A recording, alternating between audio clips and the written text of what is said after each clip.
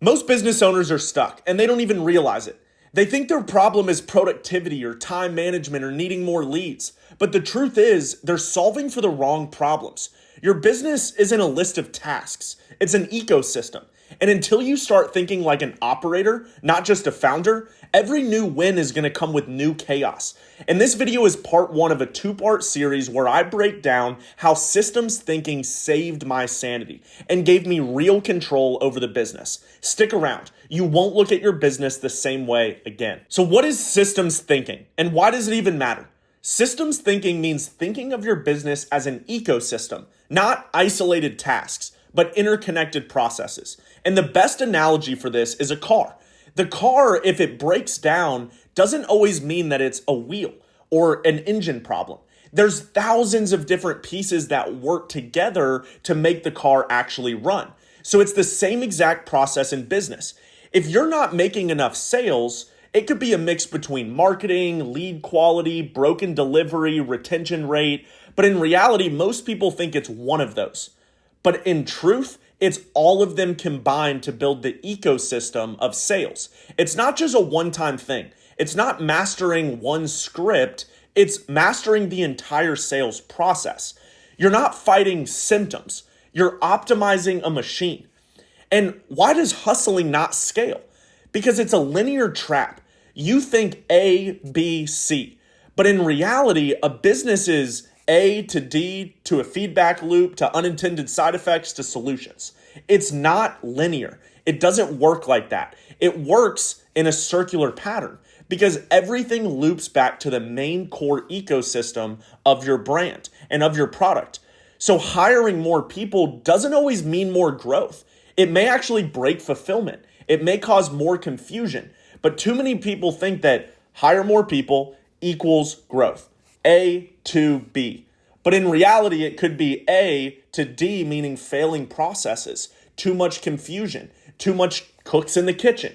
Because in reality, you have to think about the entire ecosystem. Every decision doesn't just affect one aspect. If you change a tire and you don't do it correctly, it doesn't just affect the wheel, it affects the entire car. It affects the alignment, how it drives, and it could break more processes down the road. So the hustle culture is just a Band-Aid mindset. You see a problem, you put a Band-Aid on it, you forget it, and then it breaks again. But a systems mindset, systems thinking, engineers for long-term leverage. And that is the goal. You want to build long-term leverage in your business. And that's why the mantra of this channel is this: hustling makes you money. Systems build your wealth. And that is the definition of systems thinking. You want to build for long-term growth, long-term leverage. So there's an advantage for operators because they think like an architect. They don't think like a construction worker.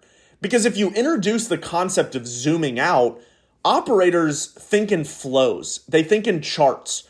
Construction workers or the employees think in what tasks. Because you as a founder, you as an entrepreneur need to think about the entire flow of the system, while the employees and the delegation thinks about the task. It's like playing chess while other people are playing checkers. And you've heard that phrase 1,000 times, but really it comes down to systems thinking. Because if you look at the example of how one changes, let's say your onboarding document, that's a singular task, but it affects the entire process because it could reduce your churn rate. It could make onboarding easier. It could make higher NPS. It could make lower acquisition cost. So most people solve for what's on fire. Operators prevent the fire. In business, you're not a fireman. You are the actual engine that stops the actual fire from starting. Now that you see the matrix, part two is where we're actually going to build. It's going to be the tactics. I'm going to walk you through exactly where to find your bottlenecks and how to prevent them before they ever break, because that is what you need to do. So rewatch this video if your mindset hasn't changed. You need to think like an operator. You need to think of your business as the entire car, not just changing the tire. You need to think like an architect, not just a construction worker. You need to think circular, not linear, because that is how you are going to build something that creates leverage for the future. So stay tuned for part two. Go ahead and click that video down below if it's not already there, and I'll see you in the next video.